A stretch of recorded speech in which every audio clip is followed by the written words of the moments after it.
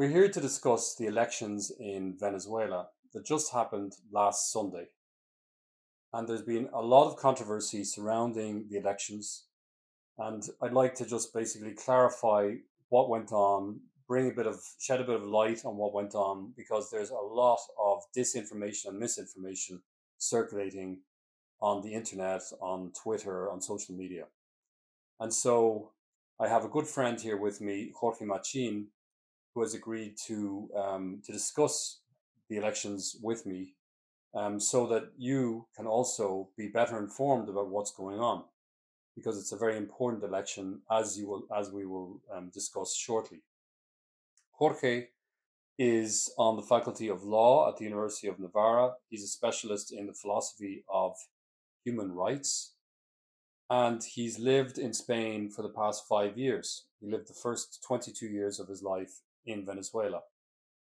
And so I think he's very well qualified to comment on what is going on in Venezuela, what things have been like, how Venezuelan society has evolved, all of those kinds of questions. Who better to have here than someone who actually is from Venezuela and who has lived for much of his life in Venezuela, so that we can get beyond these vague speculations and abstract commentary that you find on Twitter from people who don't have a clue what's going on in Venezuela. Venezuelan society is currently in a kind of a struggle for its future. And there are some people who want to continue with the present regime, and there are other people who want to change the regime and really bring in something very new and very different. But let's begin by just thinking a little bit about how Venezuela has been, over the past, say, 15, 20 years. And so my first question for Jorge is just, what was it like living in Venezuela, growing up in Venezuela? So, David, first of all, thank you very much for the invitation. For me, it's a great opportunity to talk about my country.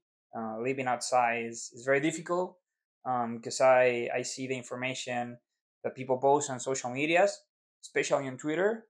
For Venezuelans, Twitter is the only social media or communication channel that we have to know what's happening in Venezuela. So you said before that there's a lot of misinformation, and that this interview is one of the purpose of this interview is to try to clarify some issues. And for us as Venezuelans, that's very important because we don't have any other alternative to know what's happening there. So so you're saying that there isn't like a mainstream media that provides information that's useful? So no, not in Venezuela. Like all the public or television channels that we have in Venezuela, all of them are controlled by the government. You're not gonna find any useful information in the TV, in television, and the only way you have to find information about what is happening, what is really happening in Venezuela, what is the opposition doing, is by social medias, by Twitter. But as you said before, there's a lot of misinformation in there, and this is a great opportunity to talk about what's happening in Venezuela. Mm-hmm. I was born in 1997, the year before Hugo Chavez won his first election. So I grew up my whole life. I lived under the Chavez and Maduro's regime, and I have to admit that although I disagree very much with the actual regime, as you can probably imagine, during the first 13 or 15 years of my life, I didn't feel any kind of tyranny or oppression by the government. But there is a point after the year after Hugo Chavez died in 2013 and 14 when I realized that things were changing. After Chavez died in 2013, we had the first important election that led to the first massive protests in Venezuela, which were in 2014. So that was the first time. Then I can see or find a second important moment in Venezuela, which was in 2017. In 2017, after Leopoldo Lopez was kidnapped by the regime and put in jail,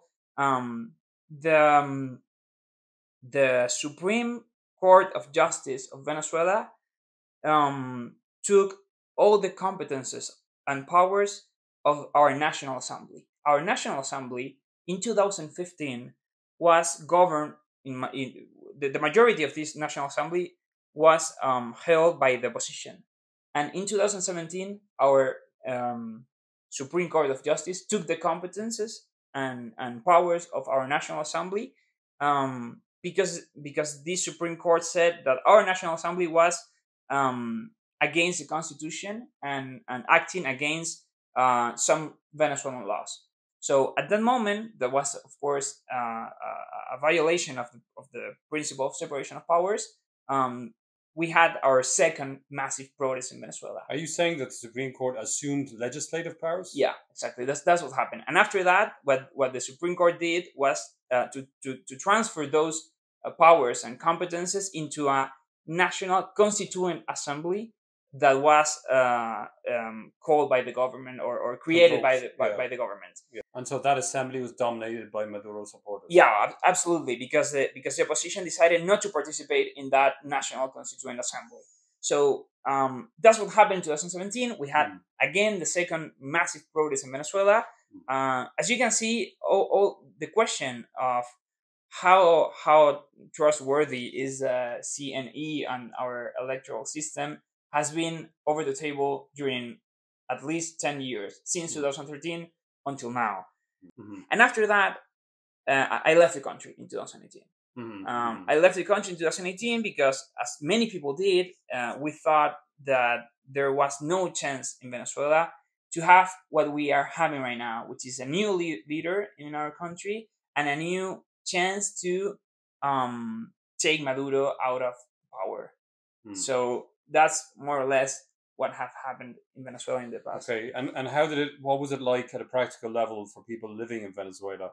So just in terms of the experience, in terms of, say, shopping, being able to run a business, economically, being able to express yourself politically, what was the experience for ordinary Venezuelans, would you say, while you were living there? I'm going to tell you my experience. I came from a city. I prefer not to tell what the city was, but sure. I am not from Caracas, which is the capital of Venezuela.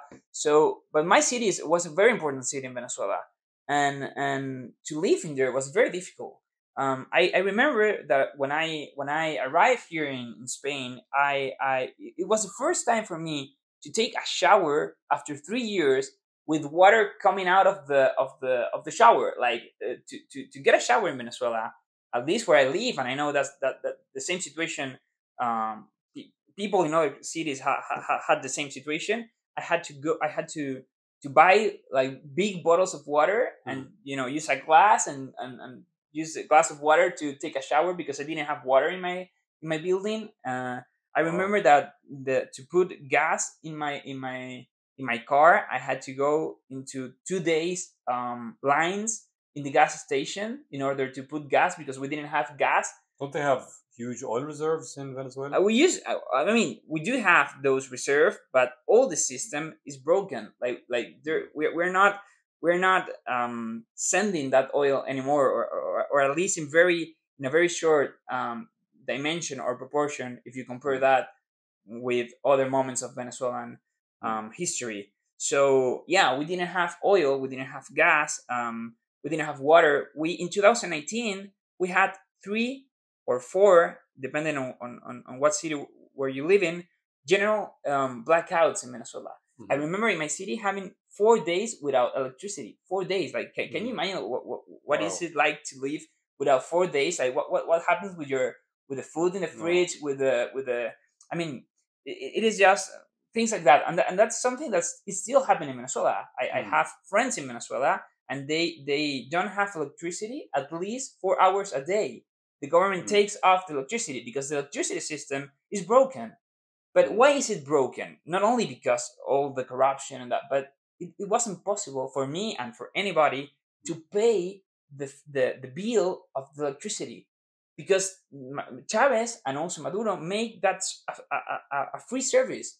Like it wasn't like you don't pay electricity in Venezuela, you don't pay gas in Venezuela. Yes, I did 2 days of line in order to put gas in my car, but I didn't pay anything. Like, it was free, the gas, it was free, the water, it was free, the electricity, everything was free. You didn't I didn't pay anything for that. Not because I didn't want to. It wasn't possible. There was not an institution functioning or working that where you can go to pay that. So, well, that's kind of ironic. You're saying that a free system where everything is nobody. Well, obviously, ultimately, someone pays for it. I mean, I guess. Well, I guess it's being paid from the oil reserves or from the. That's probably propping up the regime in some ways, right? The fact that they have these oil reserves, but taxes the taxes in part will be paying for these services. I would assume people's taxes. People in Venezuela, it's very difficult to find someone who actually pays taxes. I mean, the system is not working to give you like the bill so that you can pay, like there's any kind of control of these things. The government didn't want that to work because they wanted to be like a socialist. Probably that's not the best way of understanding socialism, but anyway, like a socialist system that gives everything for free. And in the end, we didn't have anything. It was free gas, yes, but you don't have gas. It is the electricity is free, yeah, but you don't have electricity. Water is free, yes, but you don't have water. Like we receive the water in our building, the public water that so like once or twice a month, water came into your home. So. And what do you think is the cause of that? Why do you think that all of these services are just drying up completely? Like, is it because there's a problem with supply, right? That somehow the services are not being provided. Why are they not being provided? Is it just incompetence? Is it? So I would say there are many factors, but first of all, corruption. I mean, all these institutions, like the institution that was the responsible of all the gas in Venezuela, basically it right now is broken because of the corruption of the people who were working in there. But also, I would say that if you don't have the possibility to pay for that service, in the end, there are no more resources to make the system work. Like you have to finance it. You have to finance the services you're providing. So if people are not paying for the service, they need to be financed from somewhere else. And they have, as you said before, they have this financial possibility from oil, but ultimately all those resources, because of corruption, are not anymore in the institutions they should be. So like, yes, I know. I understand what you're saying. They're siphoned off through corruption to private individuals, and so then even those resources are not adequate to support these services. Exactly. Okay, and so things have definitely gotten worse during your lifetime in Venezuela. They've definitely gone downhill. Yeah. And there are people who can't even get things in the supermarkets. Yeah, that's true. Probably right now, I think things has changed a little bit right now. Improved a bit. Yeah, like you can find products, but they are very, very expensive. Yeah. But in 2019, it was impossible to find sometimes chicken or meat or rice or pasta or whatever. Like it was impossible. And also medicines. Like if you go into a surgery in Venezuela, in a hospital, the doctor is going to tell you that you have to bring the supplies. You have to bring gloves. You have to bring the medicines. You have to bring everything. Like they don't have anything at the hospitals. You have to bring all the materials they need in order to do whatever thing they have to do. And what would you say to people who say, like someone on Twitter said to me recently, said just today, that these problems are being caused by U.S. embargoes? So I would say that into a small extent, that might be true. Into some extent, probably very small. But these sanctions and embargo started in 2015. But as I said before, in 2013 and 14, we already have massive protests because of the situation in Venezuela. So how could you explain those massive protests in 2014 if that was before the embargo and the sanctions and etc.? So of course the sanctions and these embargoes didn't help very much the population. But I would say that the main problem is not that. The main problem is the corruption, is the whole system that is not working well, and that's what make all this situation worse. Yeah, even if you didn't have the sanctions, a system that is inherently dysfunctional is going to be dysfunctional, even if there isn't even without foreign interference, even without foreign sanctions. It's going to continue to be dysfunctional. You don't need the sanctions to make it dysfunctional. But at the same time, the government has other countries helping the regime. Like you can send oil to the U.S. That's true, but you can sell oil to Russia. You can sell oil to Iran. You can sell oil to other countries in Latin America that are buying oil and they don't care about the sanctions. So the government has that opportunity despite the embargo and the sanctions. So I wouldn't say that's the main problem in Venezuela. Yeah. So now getting on to these elections, from Sunday's elections, basically very controversial, very, I would say, pretty high level of participation, right, in Venezuela in these elections, and there was an independent observer, the Carter Center, they were invited to send in independent observers by the Maduro government. So it was at their invitation that they came in, and this is basically a center that deploys experts in order to observe elections. They've observed over, it says on the website, 124 elections in 43 nations. And this is what they have to say about the election on Sunday. They say Venezuela's 2024 presidential election, you can find this on the website of the Carter Center. And they say Venezuela's 2024 presidential election did not meet international standards of electoral integrity and cannot be considered democratic.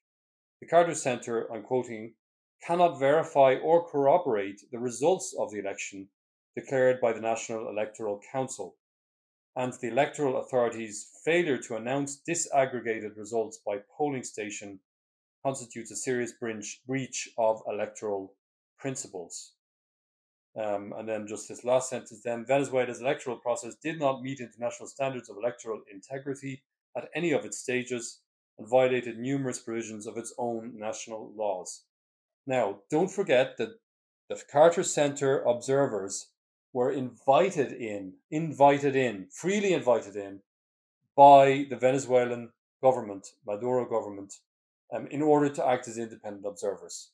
So the idea that they are just American spies or that they've been sent in by the CIA or whatever kinds of rumors you might hear is just nonsense. They were invited formally and publicly by the Maduro government to be independent observers. And those same observers have found that the election results basically are not democratic, cannot be considered democratic, and that electoral integrity was compromised. So maybe we could, in light of this statement,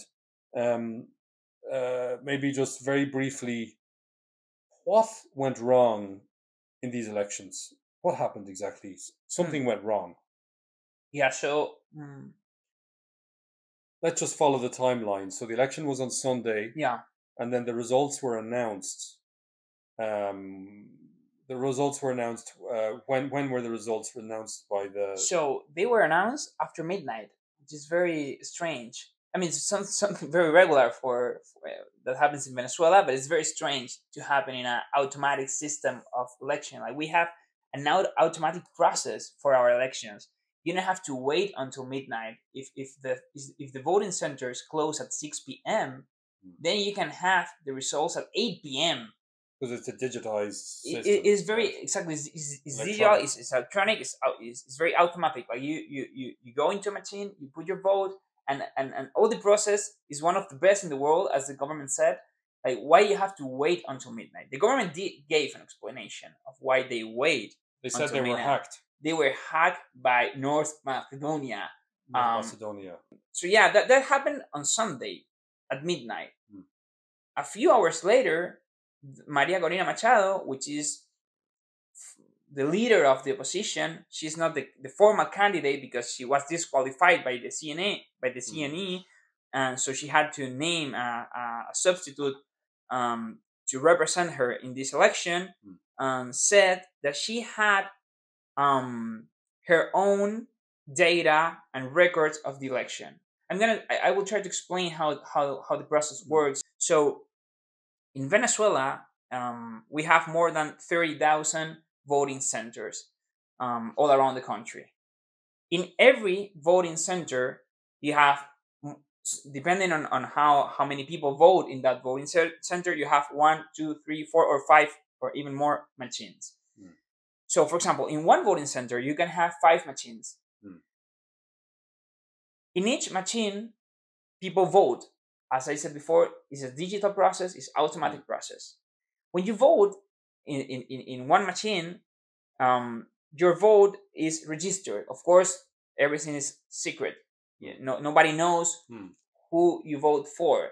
But the system knows that you vote for example, Maduro, or that you vote, for example, for Edmundo Gonzalez. So at the end of the process, at 6 p.m., if there is no one else in the line for vote, the voting center closes.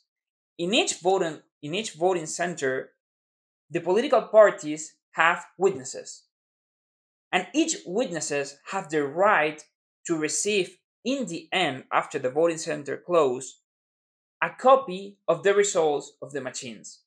So if at 6 p.m. there's nobody in the line, you close the voting center and you print each machine.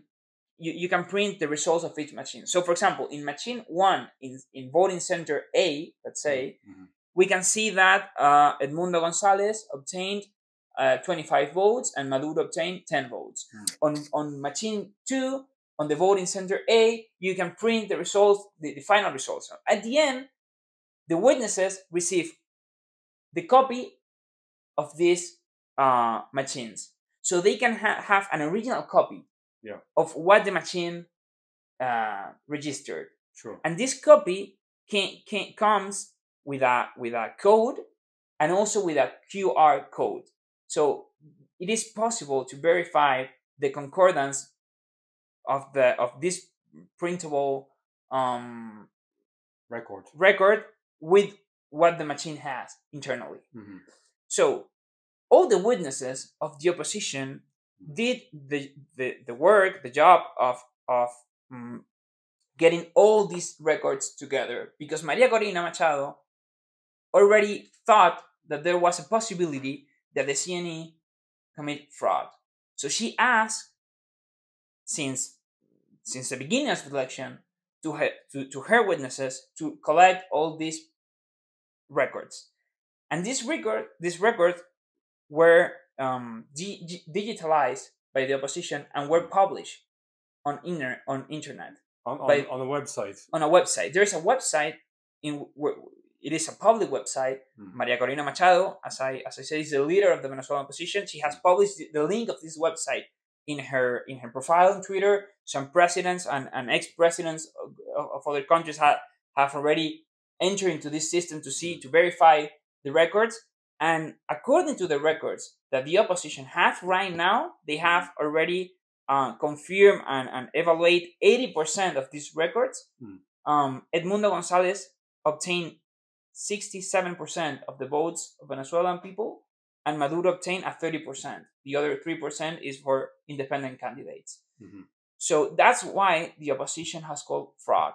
They say that the CNE published a final result that it is not in accordance with the original records the opposition and also the government has.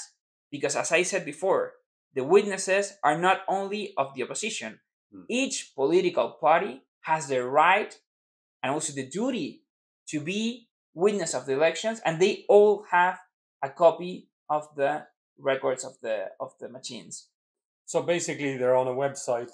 The opposition basically uploaded these records, Yeah, which constitute 80% of the vote, yeah, and they uploaded them to a public website. And they have QR codes. They're verifiable.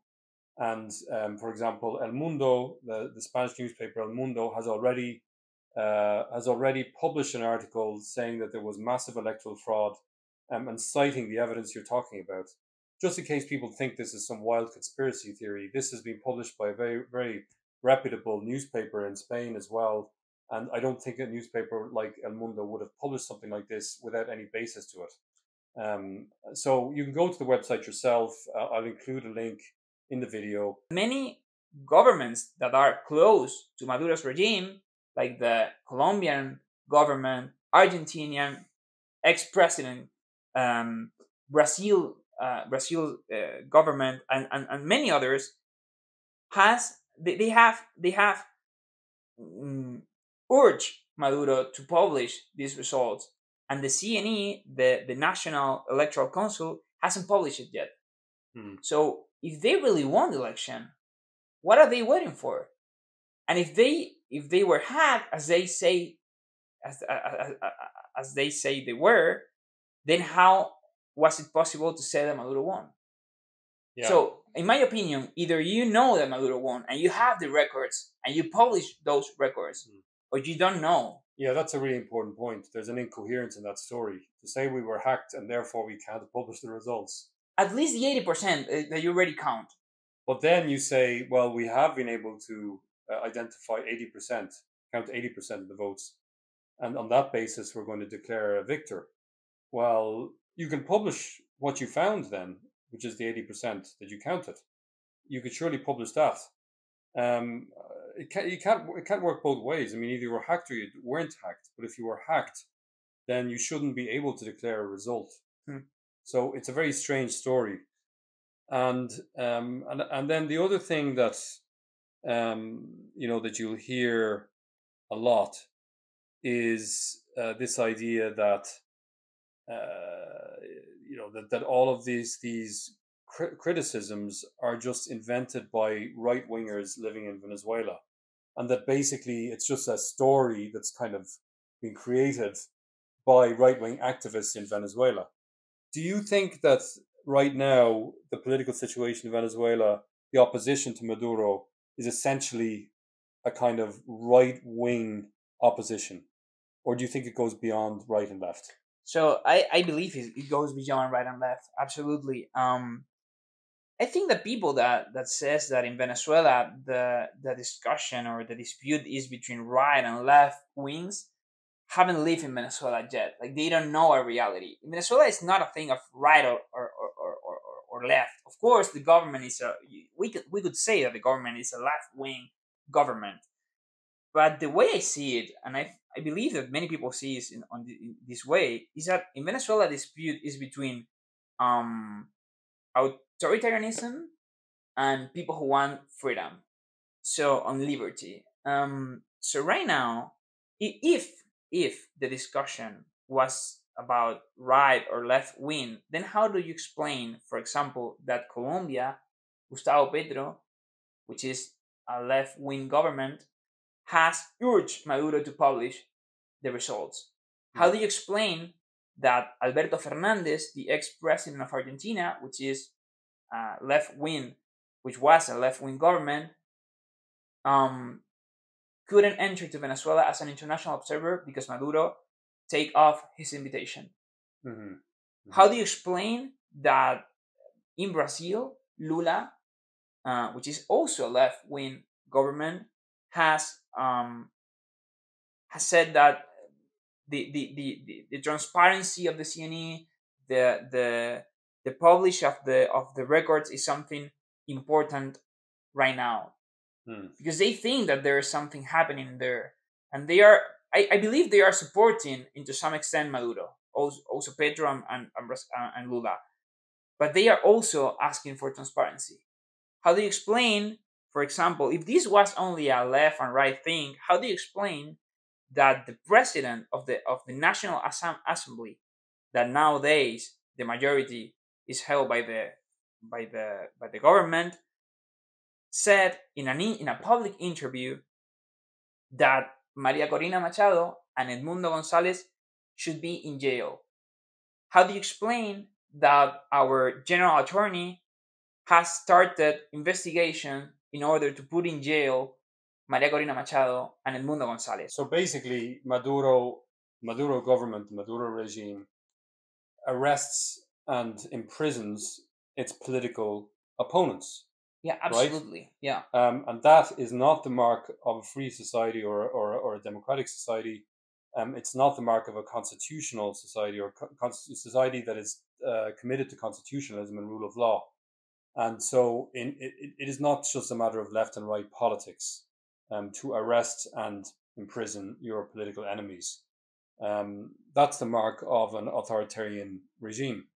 Now, to conclude this interesting discussion, we might just go to, I'd like to hear your reflections on whether the recent events in Venezuela, make you more optimistic or more pessimistic about the future of Venezuela.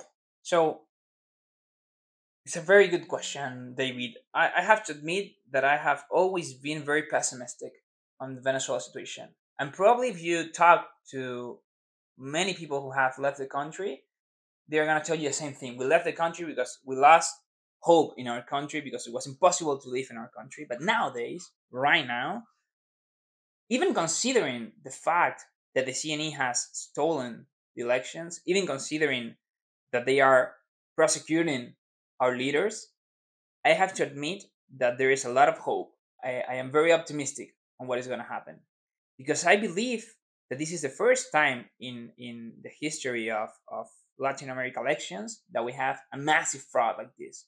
I haven't seen frauds like this before, at least not in Latin America. It's like a transparent fraud, almost a transparent fraud. Absolutely, it's like it is almost self-evident that this has been a fraud. So, of course, we are under a military regime. Like, Maduro is in charge because he has all the military force. I'm not sure if he has right now all the military force, but he has military forces with him. I say that I'm not sure that he has all the military forces with him, because there are a lot of militaries in Venezuela. It's like the numbers of people who are in the military force are huge, and if they live in the same country I lived before, it is high probably that they are very, very that they want to change in our country.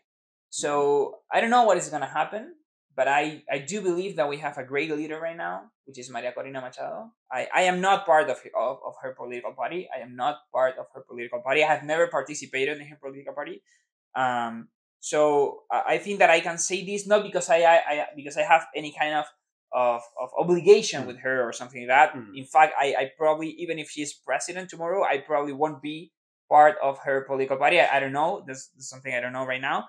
So, but I do believe that we have a great leader right now who has unified the country, who has unified the population, and who is putting the regime in a very difficult situation right now. So, what is going to happen? I don't know what's going to happen, but I believe that the next days, maybe weeks, are going to be decisive or going to be key for what is going to happen in Venezuela. There's a lot of international pressure, not only from the right wing side, but also from the left wing. There's a lot of internal pressure. But I believe that what Maria Corina Machado has in mind is that she has to do all the institutional work possible. And if that doesn't work, which is very likely that it won't work, then the next step is going to be the streets and the protests. And Maduro only will have one choice, which is to oppress the population, and militaries are going to have to decide if they are willing to kill innocent people again, or if this time, because of the huge difference of the electoral process, and many other factors, they will disobey the order.